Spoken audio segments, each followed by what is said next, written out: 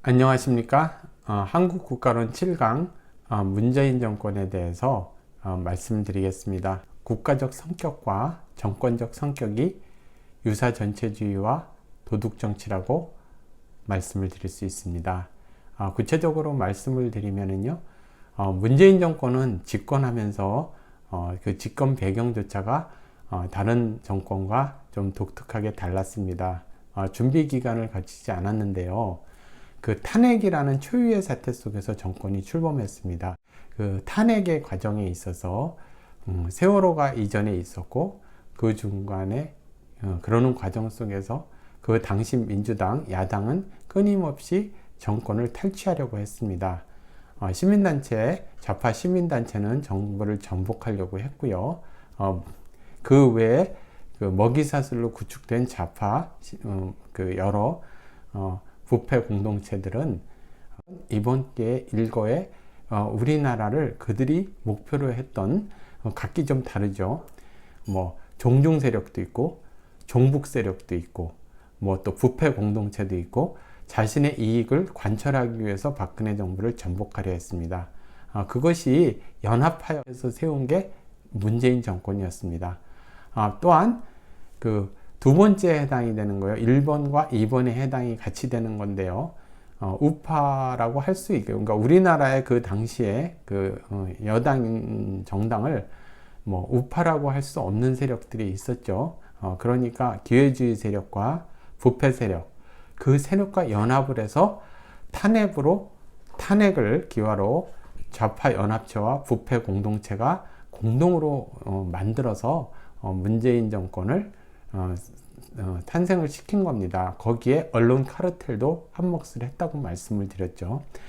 그렇기 때문에 태생적으로 문재인 정권은 뭐 이전에 좌파 정권인 김대중 정권이나 또 그 노무현 정권과 다르게 어떤 자생적으로다 어떤 힘을 갖다 발휘하기보다는요, 여러 부패 공동체와 매국 세력, 그러니까 종북 매국 세력의 연합체라고 할 수 있습니다. 그렇기 때문에 그 모든 세력을 다 제휴해서 만든 정권이기 때문에 거기에 다 과실을 나누어 줘야 하는 그런 태생적인 한계가 있었습니다. 그래서 건국 이후에 가장 큰 부패 공동체로다 5년을 보내게 되는 그런 결과를 초래할 수밖에 없었습니다. 그리고 제가 중국의 소리 없는 전쟁편에서 누차 말씀드렸지만 중국의 세계 지배 전략, 공산화 전략, 동북공정 이러한 부분들이 구체화되어 있었고 우리나라가 여야 종중 매국 세력들이 점차 잠식에 의해서 잠식당한 상태에서 그 사드 배치를 기화로 박근혜 정부를 축출하는, 그러니까 그 좌우 연합체, 그리고 정확히 좌우라고 얘기하기는 어렵고요. 그러니까 좌파 연합체와 부패 공동체가 연합해서 세운 문재인 정권이라고 말씀드릴 수 있습니다. 그래서 본격적으로 이들이 집권한 이후에 나타나는 현상들은요, 크게 이제 유사 전체주의로 나타납니다. 이미 야당은 무력화되어 있고 탄핵을 기화로 우리나라에서 웬만한 세력들, 웬만한 고지들을 모든 헤게모니들이 다 좌파로 넘어가 있는 상태에서 뭐 아무런 그 방해 세력 없이 거침없이 유사 전체주의, 그러니까 이들이 하고 싶은 일들을 모조리 할 수 있었습니다. 그런데 이 사람들이 좀 자존심이 없는 사람들이고요, 좀 지적으로 다 많이 떨어지는 사람들이었습니다. 제가 이제 그 다른 편에서 말씀을 많이 드렸죠. 그 운동권 중에서도 이전에 리버럴한 70년대 운동권 세력이 있고 그 외에 산민주의, 그 이후에 또 그 민민투, 자민투, 그 이후에 또 내려오는 NL, 뭐 PD 이렇게 내려오면서 그 NL 같은 경우는, 그리고 그 이후에 전대업 세대, 한청년 세대, 전대업 세대, 한청년 세대를 내려오면서 정말 능력이 떨어지는, 정말 학습 능력이 떨어지는 사람들이 이렇게 나이를 먹으면서 부패화되면서 하다 지방자치단체에 들어가가지고 별정직서부터 청소업체까지 다 장악하는 퀄리티가 정말 떨어지는 사람들이라 실제로 이들이 어떤 이렇게 구체화되게 해서 기획력이 있거나 그렇지 못했습니다. 그러니까 유사 전체주의를 가는데 어떤 것을 갖다가 이렇게 그 차용을 해서 했나 하면요. 그러니까 중국의 그 공산주의 모형, 또는 월남식 사회주의 모형, 또는 북한식 수용체제, 뭐 이런 거를 여러 우왕좌왕하면서 만들어냈는데, 컨트롤 타워는 국내에 있다고 저는 보지 않습니다. 그 사람들의 능력은 전혀 그런 거를 할 수 있는 사람들이 아니었습니다. 그리고 그 일종의 이 사람들은 그러니까 소모품들이죠. 연합체, 부패 연합체들의 그 소모품들이었는데, 첫 번째 우리나라 헌법을 파기하려고 그러고요. 자유민주주의 체제에서 자유를 삭제하려고 했습니다. 법치 파괴가 이루어졌고요. 사법부는 전부 유린됐습니다. 자기 사람들로 다 앉히고 법이 지배하는 사회가 아니게 됐습니다. 여러분들 대장동 사태나 여러 가지 뭐 사회로 총선 이런 데서 나오는 사후 처리를 보고 뭐 조국 사태나 여러 가지 봤을 때 사법부에서 어떻게 행동을 하는지 국민 여러분께서 지난 5년을 잘 봐오셨을 겁니다. 그리고 그 사람들은 자신의 부패를 감추기 위해서 검찰을 끊임없이 무력화하려고 했습니다. 특히 문재인 대통령 같은 경우는 그 노무현 대통령이 그 검찰에 의해서 수사를 받는 과정을 봤기 때문에 일종의 포비아를 가지고 있었던 것 같습니다. 그러니까 이 사람들이 말하는 검찰 개혁은 60여 개가 넘는 비리 사건들, 권력형 비리를 덮는 것, 그렇게 해서 수사를 하지 못하는 것을 이 사람들은 검찰 개혁이라고 생각을 했고 선동을 했습니다. 공수처로 나타났고요. 그것은 결국 이제 경찰한테 힘을 실어주는 공안 통치를 준비하고 있었습니다. 당연히 언론은 자기 사람들로 장악을 해서요. 조금의 틈도 주지 않았습니다. 시민단체의 출신들은 이미 정치인이 됐을 뿐만 아니라 각종 외곽단체에 있는 좌파 시민단체는 부패 먹이사슬로 완전히 진영을 갖추는, 그래서 공동 그 먹이사슬을 구축하는 그러한 부패 공동체로다 자리 잡음을 했습니다. 대중선동에 있어서는 우미나 폭미나 이 두 가지가 전형적으로 나타나는 건데요. 가장 우리가 쉽게 예를 들 수 있는 게 조국수호입니다. 조국수호를 가지고서 마치 검찰 개혁을 하는 것처럼 실제로 조국은 조국 펀드라든지 또 권력형 비리라든지 권력 남용이라든지 그런 수사를 사실상 했어야 합니다. 그러한 것들에 의해서 얼굴을 들지 못할 정도로 창피해야 하는데 아무것도 수사하지 못하게 했습니다. 간신히 딸하나 수사하게 조금 허용을 하고 마치 피해자인 것처럼 그 많은 사람들 우민화시키고 폭민화시켜서 그 서초동에서 뭐 조국수호라든지 검찰개혁이라든지 마치 문화대혁명 때 대중선동하는 그러한 방식을 동원했습니다.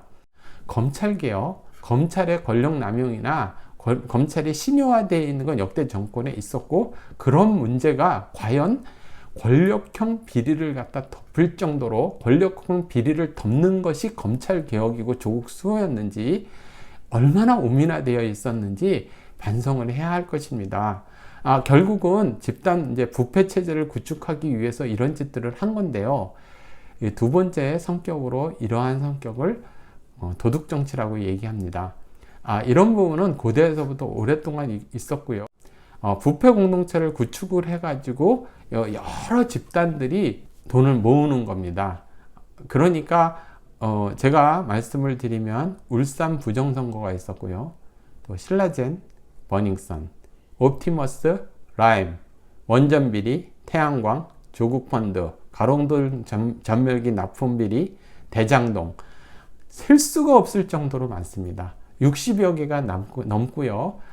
그 모든 일들은 하나도 수사를 하지 못하게 했습니다. 수사를 하려고 그러면은 방해했고요.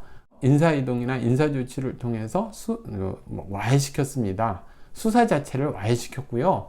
그것을 마치 그 검찰개혁인 것 같이 선동을 하고 우민정책을 펼쳤습니다. 물론 그 어용 그리고 작용, 시민단체, 부패 먹이사슬로 연결된 시민단체들이 동원이 됐고요. 그러한 그 홍위명들이 동원이 됐습니다. 이러한 문제들은 그러니까 유사전체주의에서 나타나는 흔한 현상입니다. 여러분들 전체주의사에 나치 있을 때 나치의 앞잡이들이 있었고요. 또 중국에 때 홍위병들이 있었죠. 언제든지 그러한 앞잡이들이 존재합니다. 그것이 이제 조국수와 검찰개혁에 동원된 그러한 대중들, 조직들, 시민단체들, 이러한 사람들에 의해 가지고 동원이 됐죠. 집권 내내 종북, 종중, 그리고 권력을 이용해 가지고 재산을 탈취하는 노략질로 5년을 보낸 이런 정권입니다. 그리고 그 노략질을 덮기 위해서 검찰 개혁이라는 말도 안 되는 소리를 하면서 적반하장의 논리를 내세운 거죠. 그러니까 질적으로 다르고 이 사람들은 좌파도 아니고 진보도 아니고 그냥 종중 매국 세력이고 그냥 도적대입니다. 그러니까 도적대고 노략질로 5년을 보낸 사람들입니다. 이제 그렇게 생각을 하시면 됩니다. 여론조작이나 대중선동은 제가 말씀을 다 드렸고요. 이미 언론이나 모든 것들은 다 동원이 됐고요. 조중동조차도 보수신문이라든지 우파신문이 아닙니다. 이 사람들도 탄핵에 깊숙이 개입이 됐기 때문에 이들도 같은 먹이사슬과 부패 공동체로 얽혀 있고요.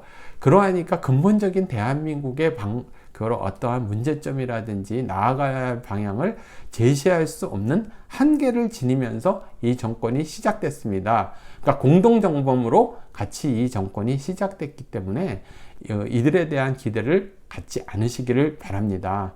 그리고요, 코로나를 통한 정치 방역, 그 정치 방역이 상당히 대단한 그러한 무기였습니다. 지금 집권 말기에 가니까 뭐 코로나가 집권 초기나 지금이나 크게 달라지지도 않았는데 다 풀어놓죠. 그때 광화문도 모조리 파헤쳐 가지고 전혀 사람들이 모이지 못하게 만들어 놨지 않습니까? 그래서 결과적으로 이제 나타나는 이제 대외 관계를 또 이전에 말씀을 드렸지만 이들은 어릴 때는 주사파, 그러니까 종북, 그리고 나이가 들어서는 종중. 그러니까 대한민국을 중국 공산당한테 들어 바치는, 여러분들 제가 말씀을 드린 이제 태양광 사업에서도 그렇고요. 대한민국의 부동산 중국 공산당한테 들어 바쳤죠. 그러면서 중국몽을 흠모하는, 얼마나 타락했느냐 하면요, 과거의 주사파들이 집권 초기에 과거의 주사파들이 대부분 종중화됐습니다. 왜냐하면은 제가 소리 없는 중국 편에서 말씀을 드렸지만 이미 우리나라 부분에 있어서 중국의 대외 전략이라는 게, 한반도 전략이라는 게 북한은 직영, 남한은 그러니까 간접 지배 형식으로 종중 정부를 세워놓고 간접 지배, 북한은 직영, 이렇게 바뀌어 버렸거든요. 그러니까 끈떨어진 북한에 그렇게 충성하려는 집단은 별로 남아있지 않고 얼른 중국으로 다 전부 갈아탔습니다. 그러다가요, 자, 처음에 집권 5년 동안에 종중으로 3년을 보냈죠. 우리나라의 모든 이권을 중국 공산당한테 들어 바치면서 3년을 보내다 마지막 2년은 국제 정세가 다시 중국이 고립화되고 디커플링, 중국에 대한 디커플링이 이루어지면서부터 이 사람들은 글로벌리스트한테 갈아탑니다. 9차 접종까지 미리 사서 충성을 다했습니다. 그러면서 정권을 유지하고 살아남았습니다. 그 모든 비리와 그 모든 굴종적인 매국 행동, 이런 행동을 가리기 위해서 자신만, 문재인 대통령 자신만 감옥에, 그러니까 비리를 저지른 게 아니라 부패 공동 정범들을 전부 공천을 줘가지고, 뭐 김경수는 경남지사, 뭐 또 어떤 사람은 국회의원, 그래서 20여 명, 30여 명 이런 사람들 감옥에 바로 집어넣어도 아무 문제가 없는 사람들을 전부 공천을 주고 그 사람들을 당선을 시켰습니다. 정상적이지 않은 방법으로. 다른 정부 같았으면 그런 사람들은 얼른 선거 국면이나 그런 사람들 제거를 하는데, 이 문재인 정권에 있어서는 그런 사람들을 더욱더 공천을 줘서 당선을 시켰습니다. 그래야 살아남거든요. 왜냐하면 문재인 대통령 자신만 비리가 있으면 내가 왜 같이 불구덩이에 빠지냐, 당신만 감옥 가라, 이렇게 되거든요, 정권 말기에. 그렇지만 공동으로 전부 다 공동 정범이 되다 보면은 끝까지 이 사람들이 살아남기 위해서 검찰개혁이라는 미명하에, 검수완박이라는 미명하에 살아남으려고 발버둥을 치거든요.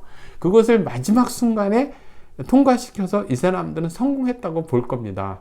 그렇지만요, 절대로 이 세상은 그렇게 만만한 것이 아니기 때문에 이 사람들 뜻대로 되지는 않을 겁니다. 결과적으로 우리 사회는요, 헌정 법치가 파괴됐고요, 상권 분립이 와해됐습니다. 종북, 종중 매국 세력에 의해서 정권이 장악돼 있고요, 부패 먹이 사슬이 공고화됐습니다. 그리고 세뇌 우민화 교육이 전국적으로 좌파 교육감을 통해서 이루어지고 있습니다. 그리고 디지털 파시즘, 개인을 그 코로나 사태를 이용해서 일거수이투족을 감시하는 그런 그 디지털 파시즘이 일상화됐고요. 그 외에 따른 인권 유린이 일상화됐습니다. 그러다 보니까 많은 사람들이 거짓과 위선에 대해서 무감각하고요, 불의와 부패에 대해서 무관심하게 됐습니다. 극도의 이기심만 남았고요, 나만 잘 살면 된다, 관심 없다, 그것이 나하고 무슨 상관이 있나, 이렇게 변해버렸습니다. 그리고 결정적으로 대한민국의 선거제도는 파괴되어 있습니다. 대부분의 국민들은 이러한 일이 벌어져 있는지 모르고 지나가고 있었고요, 또 행운이 있어가지고 잠시 생명줄을 연장했다는 것도 모르고 있습니다. 목숨을 걸은 소수의 사람, 그리고 우리나라를 중국 공산당이나 글로벌리스트한테 들어 바치려는 사람이 소수. 그래서 우리나라는 정말 큰 위기에 빠져 있었습니다. 그런데 이 위기가 완전히 사라진 건 아니고요, 앞으로 어떻게 하느냐에 따라서 대한민국의 국가의 방향은 결정될 겁니다. 자, 오늘 이렇게 문재인 정권이 얼마 남지 않은 시간 내에 문재인 정권에 대한 평가를 이렇게 마치겠습니다.